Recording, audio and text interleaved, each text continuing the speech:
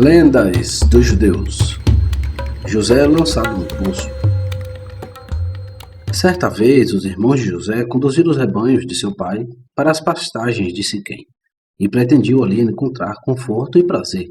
Eles ficaram longe por muito tempo e nenhuma notícia deles foi ouvida. Jacó começou a ficar preocupado com o destino de seus filhos. Ele temia que uma guerra tivesse estourado entre eles e o povo de Siquém e resolveu enviar José até eles e fazer com que ele informasse novamente se estava tudo bem com seus irmãos.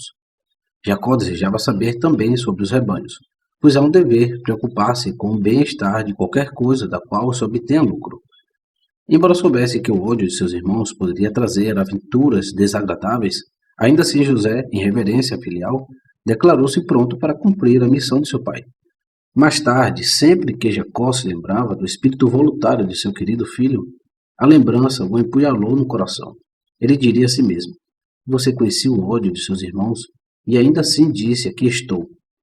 Jacó dispensou José com a ordem de que ele viajasse apenas à luz do dia, dizendo ainda: vai agora e vê se vai bem com teus irmãos e com o rebanho, e envia-me uma mensagem. Uma profecia inconsciente.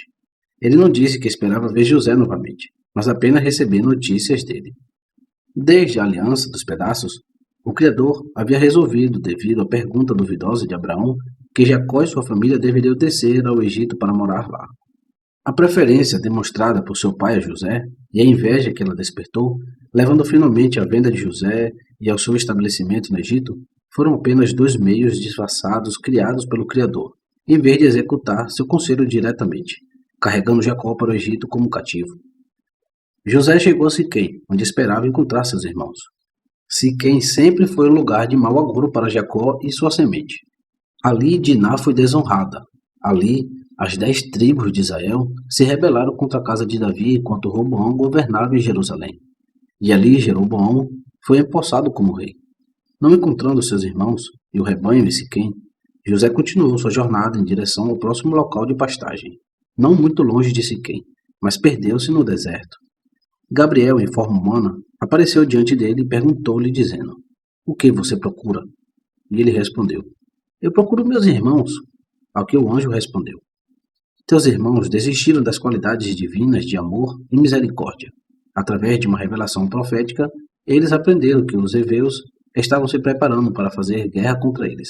E, portanto, eles partiram daqui para ir para Dotã. E eles tiveram que deixar este lugar por outros motivos também. Ouve, enquanto ainda estás atrás da cortina que vela o trono divino, que neste dia começaria a escravidão egípcia, e tu serias o primeiro a ser submetido a ela. Então Gabriel conduziu José a Dotã. Quando seus irmãos o viram de longe, conspiraram contra ele para matá-lo. O primeiro plano deles era colocar cães nele. Simão então falou a Levi: eis que o mestre dos sonhos vem com um novo sonho, aquele cujo descendente Jeroboão introduzirá a adoração de Baal. Mas o Criador falou: vocês dizem, veremos o que acontecerá com seus sonhos, e eu digo mesmo, veremos, e o futuro mostrará qual palavra permanecerá, a sua ou a minha. Simão e Gade começaram a matar José. Ele caiu com o rosto no chão e implorou-lhes: tenham piedade de mim, meus irmãos, tenham piedade do coração de meu pai Jacó.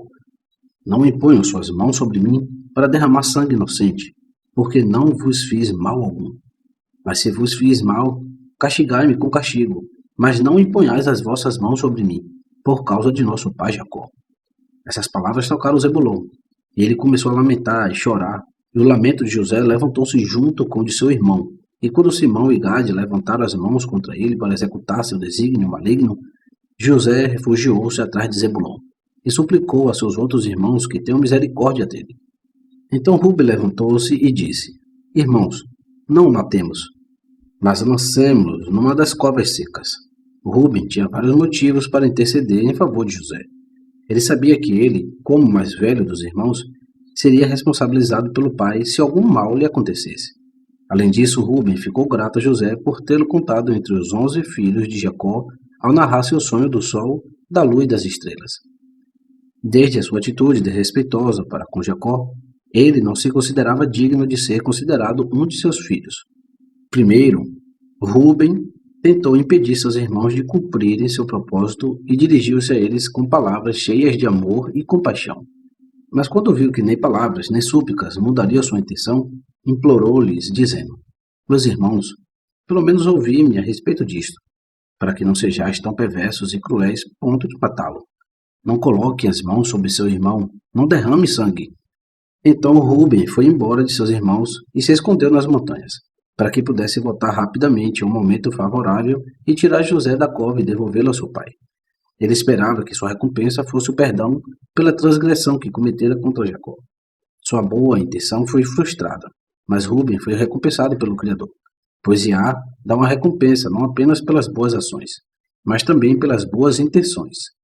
Assim como ele foi o primeiro dos irmãos de José a tentar salvá-lo, a cidade de Bezer, na tribo de Rúben, foi a primeira das cidades de refúgio designadas para salvaguardar a vida dos inocentes que buscam ajuda.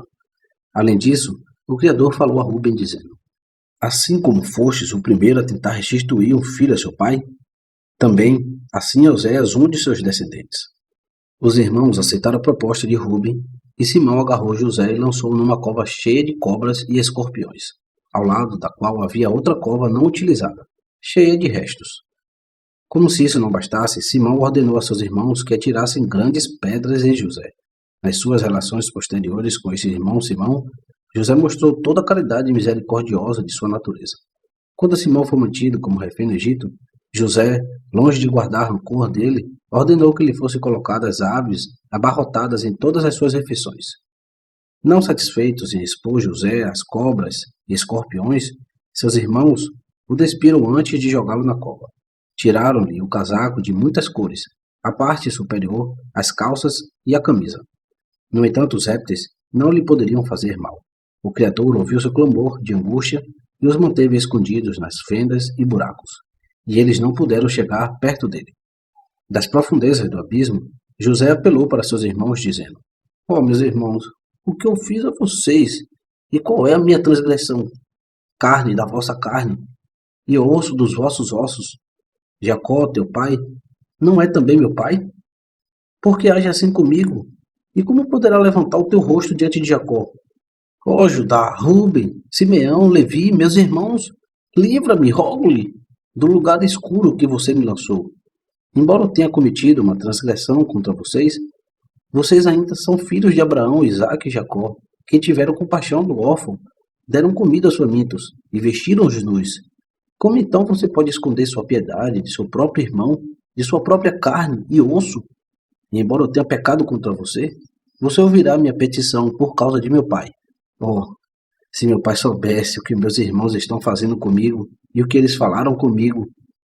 Para evitar ouvir o choro e os gritos de angústia de José, seus irmãos saíram da cova e ficaram à distância de um tiro de arco. O único entre eles que manifestou pena foi Zebulon. Durante 2 dias e 2 noites, nenhum alimento passou por seus lábios por causa de sua tristeza pelo destino de José, que teve que passar 3 dias e 3 noites na cova antes de ser vendido. Durante esse período, Zebulon foi encarregado por seus irmãos de vigiar a cova. Ele foi escolhido para ficar de guarda porque não participava das refeições. Parte do tempo, Judá também se abstinha de comer com os demais e se revezava na vigilância, porque temia que Simeão e Gade pulassem na cova e acabassem com a vida de José. Enquanto José definhava assim, seus irmãos decidiram matá-lo. Eles terminariam a refeição primeiro, disseram, e depois iriam buscá-lo e matá-lo. Quando terminaram de comer, eles tentaram dar graças, mas Judá protestou com eles. Estamos prestes a tirar a vida de um ser humano e ainda assim abençoaríamos ao Criador? Será que terá vantagem se matarmos nosso irmão? Em vez disso, o castigo do Criador descerá sobre nós. Tenho um bom conselho para lhe dar. Lá passa uma companhia itinerante de ismaelitas a caminho do Egito. Venha, e vamos vendê-los aos ismaelitas, e não seja nossa mão sobre ele. Os ismaelitas o levarão consigo em suas jornadas, e ele se perderá entre os povos da terra. Sigamos o costume de antigamente, também para Canaã.